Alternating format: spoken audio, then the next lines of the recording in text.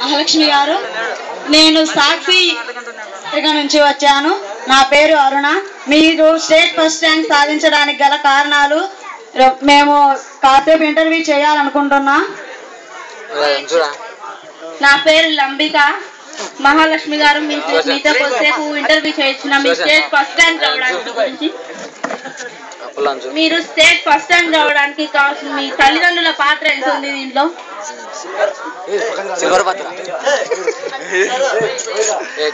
మహాలక్ష్మి గారు, దీంతో మీ తండ్రి గారు మీ తల్లిదండ్రుల యొక్క పాత్ర ఏమైనా ఉందా? మీరు స్టేట్ ఫస్ట్ ర్యాంక్ వాళ్ళ ముఖం, వావ్ వాట్ ఎక్సలెంట్ ఆన్సర్. వాళ్ళ తల్లిదండ్రుల ముఖం అంట. ప్రతిరోజు ఆమె ఉదయాన్నే లేవగానే వాళ్ళ తల్లిదండ్రుల యొక్క ముఖం చూసి ఆమె స్టేట్స్ లో ఫస్ట్ ర్యాంక్ తెచ్చుకుంది. What a wonderful answer. Mahalakshmi గారు, మీరు స్టేట్ ఫస్ట్ ర్యాంక్ సాధించడానికి గల మీ ఉపాధ్యాయుల పాత్ర ఎంతవరకు ఉంది? వీళ్ళ తలకాయ. Wow what a wonderful fantastic answer. ఉపాధ్యాయుల తలకాయ అంట. వాళ్ళలో ఉన్నటువంటి విజ్ఞానాన్ని మొత్తం ఈ అమ్మాయి గ్రహించి ఈ రోజు స్టేట్ ఫస్ట్ ర్యాంక్ సాధించడానికి కారణమయ్యారు. అటువంటి ఉపాధ్యాయుల నుంచి జ్ఞానాన్ని మీరు కూడా గ్రహించాలని కోరుకుంటున్నారు. మహాలక్ష్మి గారు, ఈ రెండు కారణాలే కాకోకుండా మీరు స్టేట్ ఫస్ట్ ర్యాంక్ సాధించడానికి ఇంకా ఏమైనా కారణాలు ఉన్నాయా?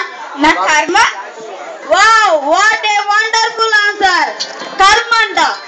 ఆనాడు వివేకానందులు గారు చెప్పిన ప్రకారం వాళ్ళు పూర్వ జన్మలో చేసుకున్న కర్మ వల్ల ఈ అమ్మాయికి ఈసారి కర్మ పట్టి ఈ అమ్మాయి స్టేట్ ఫస్ట్ ర్యాంక్ సాధించడానికి కారణమైంది. మీరు కూడా మీ కర్మల వల్ల స్టేట్ ఫస్ట్ ర్యాంక్ సాధించాలని కోరుకుంటున్నా. మహాలక్ష్మి గారు, మీకు ప్రతి సబ్జెక్ట్ లో ఎన్ని మార్క్స్ వచ్చాయి? సెంట్.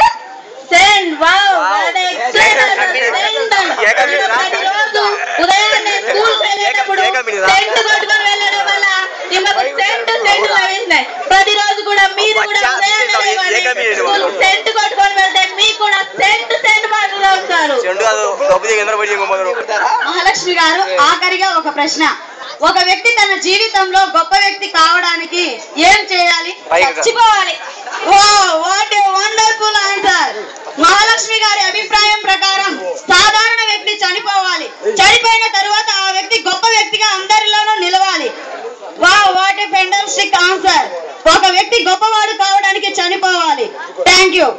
ఈ విధంగా మహాలక్ష్మి గారిని ఆదర్శంగా తీసుకొని మీరు ప్రతిరోజు ఉదయాన్నే లేగానే మీ తల్లిదండ్రుల మొహాలను, మీ ఉపాధ్యాయుల యొక్క తలకాయలను మీరు ప్రతిరోజు